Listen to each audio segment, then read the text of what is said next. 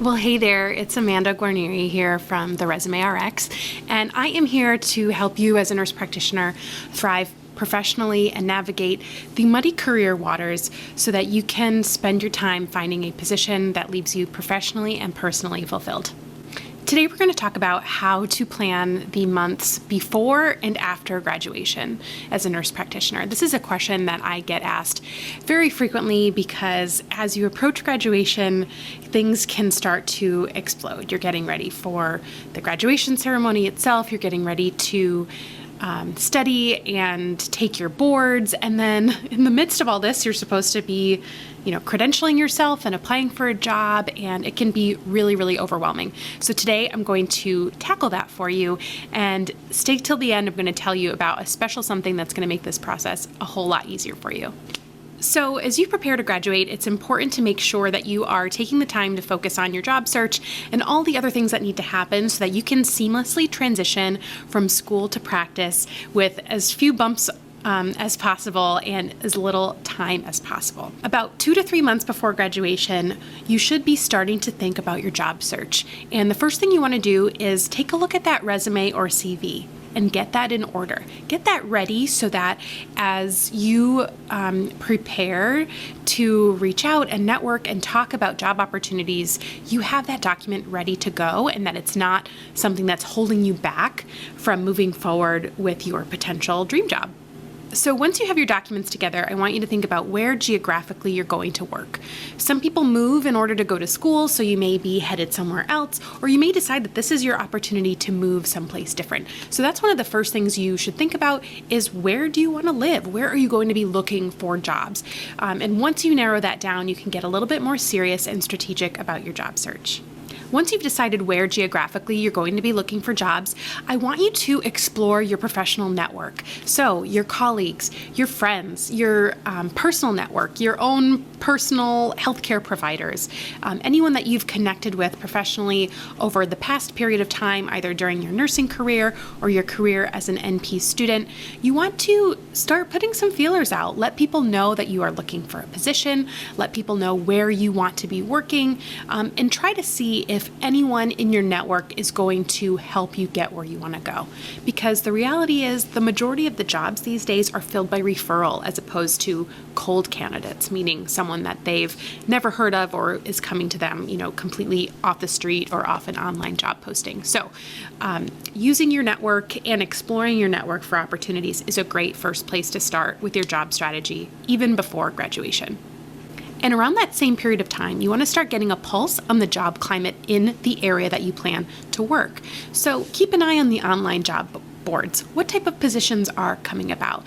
Maybe talk to people who you know are already working as NPs. Ask them what it was like for them to get a job.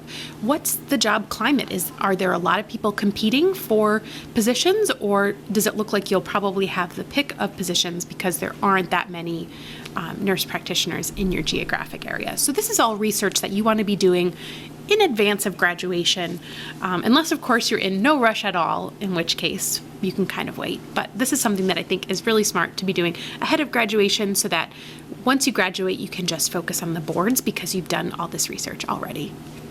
So once you've gotten ready to graduate and you've gotten your authorization to test, your main focus should really be studying for your boards and passing your boards. Hopefully you've done some research ahead of time so that this can be a time that you can solely focus on studying, though the reality is you'll probably still be job searching or in the process of interviewing for positions, that type of thing. Try to do as much as you can on the front end so that when it comes time in that period, month before your boards, you can really take the opportunity to study solidly so that you don't have to worry about taking the exam again.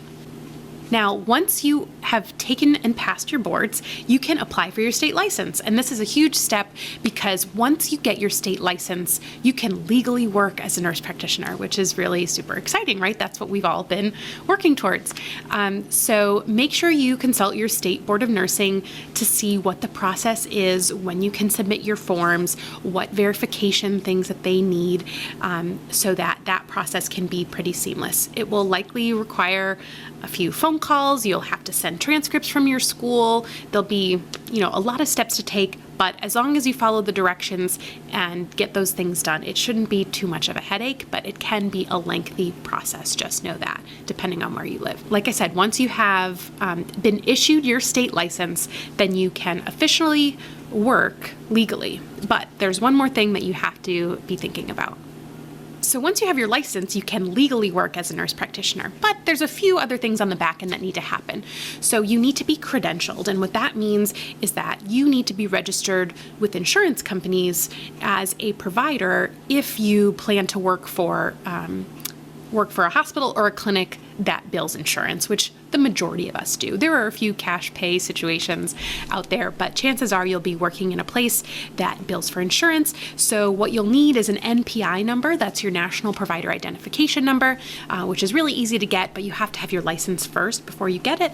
And then there are some other things that you may need, like your DEA number, your DEA license if you plan to prescribe scheduled substances. If you are in the process of getting a job by this point, and you've talked to your employer about compensating for your DEA license, it's not something that you need right away because chances are you won't be prescribing in your orientation period, and hopefully they've volunteered to pay for that for you. Otherwise, you'll be forking over a very nice $731 for your DEA license. So it's not something that I think that you need before you apply to jobs or before you start.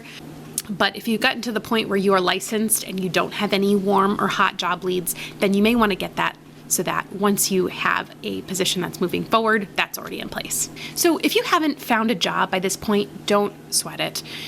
There'll still be opportunity for you to focus more on your job search now that all the logistics are out of the way. Plus, you'll have the added benefit of being more immediately employable because you're already licensed by your state and you've already started the credentialing process. So the one thing about looking for jobs in advance of graduation is that sometimes when places have an immediate vacancy, they want someone right there, right now. So they want someone who's already licensed, already credentialed, already certified to enter into that role. If you haven't yet found a job by the time you are licensed, that makes you a little bit higher on the list for people that are looking for an immediate opening for a nurse practitioner. So hopefully that gives you a bit of an overview of the steps you need to take before and after graduation as a nurse practitioner. Did you enjoy this video? If so, would you do me a favor and like and subscribe so that you can be notified every time I upload a new video? I would also love if you would share this with a nurse practitioner friend, colleague, classmate, because together we can help make this overwhelming transition just a little bit easier for all new and upcoming nurse practitioners.